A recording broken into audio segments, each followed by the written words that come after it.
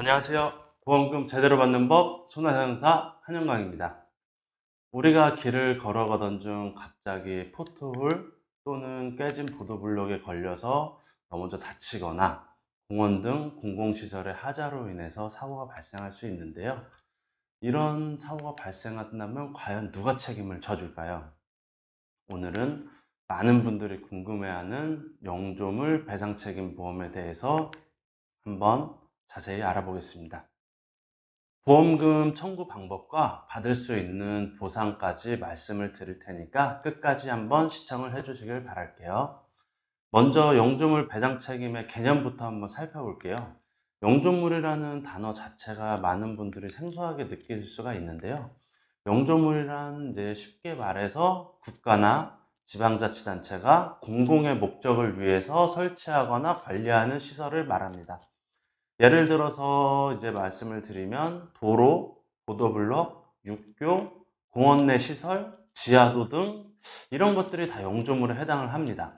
그런데 만약에 이런 영조물에 하자가 있거나 제대로 관리가 되지 않아서 일반 시민이 다치거나 피해를 입는다면 이건 국가나 지자체의 책임입니다.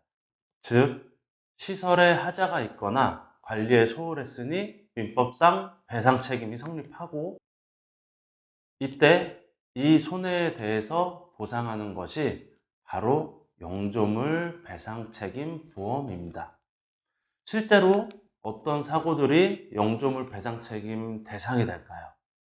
예를 들어보면 인도의 보도블록이 파손되어서 방치되어 있을 때 그 사이에 발이 끼어서 넘어졌을 경우, 아니면 비 오는 날 맨홀 뚜껑이 제대로 닫히지 않은 상태로 방치되어 있다가 우리가 걸어가던 중 미끄러지거나 빠져서 다치는 경우, 또 이제 어린아이가 공원 미끄럼틀에서 떨어져 다쳤는데 기구에 이상이 있었던 경우, 또 공원에 설치된 철봉이 부식되어 있었는데 우리가 그걸 모르고 사용하다가 다쳤을 경우, 이런 사고들이 전부 관리 주체의 책임 여부를 따져서 영조물 배상 책임 보험으로 손해배상을 받을 수 있습니다.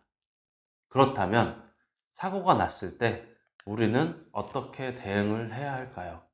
첫 번째, 사고 장소, 시설의 하자 등 파손된 부위 또는 관리가 안 된 부위에 대해서 사진이나 동영상 등으로 촬영을 해 놓습니다.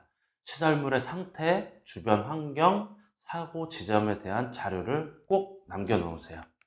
두 번째, 목격자나 CCTV 영상이 있다면 확보하세요. 사고에 대한 입증을 위해서 목격자가 있다면 목격자의 진술 또는 CCTV 자료를 확보해 놓으면 나중에 사고 처리할 때 큰 도움이 됩니다. 세 번째, 병원 진단서 및 치료 내역 등의 진료 기록을 확보해야 합니다. 진료 기록은 보험금 청구를 할 때 필수적이고, 어떤 사고로 인해서 병원에 내원을 했는지 병원 처음 가셨을 때 병원 측에 꼭 정확하게 진술을 해서 의무 기록에 내 사고 내용이 정확하게 기재될 수 있도록 해야 합니다. 다음으로 사고 경위를 스스로 기록해 놓는 것을 추천드립니다. 언제, 어디서, 어떻게 사고가 났는지를 구체적으로 정리해 놓는 것이 나중에 보상받을 때 도움이 될 수 있습니다. 그리고 마지막으로 이제 관할 지자체나 관리기관에 사고에 대해서 신고를 하는 것입니다. 해당 영조물을 관리하는 관할 시청 또는 구청에 사고 내용을 접수하시면 됩니다. 영조물 배상 책임 사고가 발생한다면 두 가지 루트로 보상을 청구할 수 있습니다. 우선 영조물 관리 주체인 지자체의 배상 책임 보험을 활용하는 것입니다. 지자체나 공공기관은 대부분의 영조물에 대해서 배상 책임 보험에 가입을 해 놓기 때문에 이 보험을 통해서 지자체, 공공기관이 보험사에 접수를 하고 보험사로부터 우리 피해자는 보험금을 지급받을 수 있습니다. 다음으로 내가 개인적으로 가입한 보험에 보험금을 청구할 수 있습니다. 피해자가 자신의 실손의료보험이나 상해보험에 가입되어 있다면 해상책임 보험으로 보상을 받고 개인보험에서는 또 추가적인 보상을 받을 수 있습니다. 그렇다면 실제로 받을 수 있는 보상은 어떤 게 있을까요? 일단 영주물 배상 책임 보험에서 말씀을 드리면 치료비, 일시수익, 위자료, 간병비, 향후 치료비가 있습니다. 치료비는 병원에 입원 또는 통원을 해서 발생한 치료 비용, 입원 비용, 검사 비용 등을 보상하는 항목이고, 일시 수익은 입원으로 인해서 일을 못하게 됐을 때 발생한 휴업 중 손해와 치료 후에 우리 몸에 후유장애가 남아서 앞으로 발생하는 수입이 감소하는 부분을 얘기하는 것입니다. 다음으로 위자료는 정신적 고통에 대한 부분을 금액으로 산정해서 받는 항목을 말하고, 간병비의 경우 부상이 중상해일 때 보호자나 간병인을 통해 간병을 시행했다면 받을 수 있는 항목입니다. 또 마지막으로 향후 치료비는 내가 수술할 때 몸에 핀을 박았거나 아니면 수술에 대한 흉터에 대해서 향후에 핀을 제거하거나 그 흉터에 대해서 치료할 수 있는 비용을 미리 받는 것이 향후 치료비입니다. 이렇게 우리가 앞에 말한 항목에 대해서 보상을 받을 수 있는데 제일 중요한 부분이 있습니다. 바로 피해자의 과실인데요.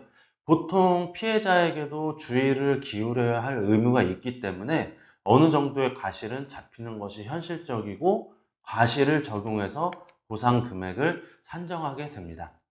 과실을 잡는 것에 대해서 예를 들어보면 파손된 보도블록을 발견할 수 있는 상황이어서 피해가거나 아니면 넘어지지 않도록 주의를 기울여서 지나가야 할 때, 또는 하자가 있는 시설물에 이용 주의 또는 이용 금지 문구가 있어서 주의를 기울이거나 사용하지 말았어야 할 경우 피해자의 과실이 산정될 수 있습니다.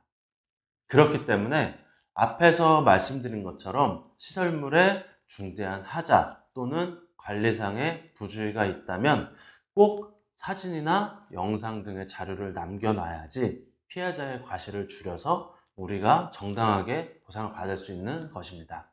자, 오늘은 영조물 배상 책임에 대해서 전반적인 내용을 알아봤습니다. 영조물이라는 말이 생소할 수 있지만 제가 설명드린 사고들은 일상에서 누구에게나 충분히 일어날 수 있는 사고죠. 이런 사고를 당했을 때 당황하지 마시고 오늘 말씀드린 내용을 참고하셔서 관련 지자체나 공공기관의 사고를 접수해서 내가 피해를 입은 만큼 보험금을 청구하시면 됩니다. 혹시 이 내용을 보시고 더 궁금한 내용이 있으시다면 댓글이나 상담 요청을 해주시면 제가 충분히 자세하게 설명을 드리겠습니다. 그리고 만약 오늘 영상이 도움이 되셨다면 구독 부탁드리고요. 다음 시간에도 꼭 필요하고 도움 드릴 수 있는 보험 정보로 찾아뵙도록 하겠습니다.